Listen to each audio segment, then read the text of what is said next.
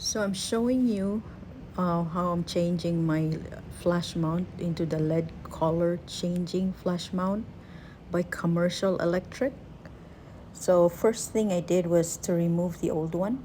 So this is my old one. And also before you do this, make sure that you turned off the main power switch so you don't get into an accident of being electrocuted.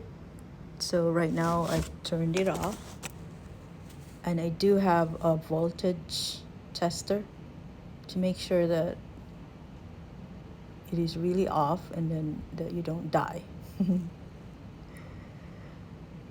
So I took that off. What I did was just pulled it out.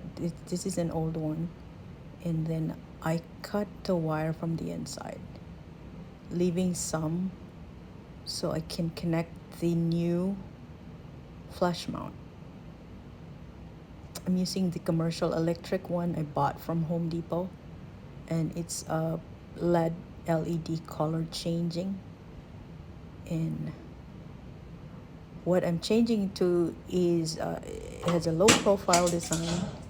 It also replaces a 360 watt bulb, so you have enough light there. And it did say easy installation with a quick install bracket. That was the install bracket. And as soon the installed dimensions is 12.8 in diameter by 1.38 in height. So this is it.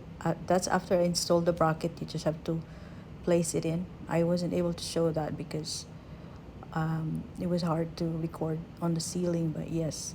So just lock it in, make sure that, because I had to turn it on, so I made sure that before I touch it, I had to, make sure that I don't get electrocuted. So those are the shades of light you will get. So you got, then at the very end you will need to install that surround.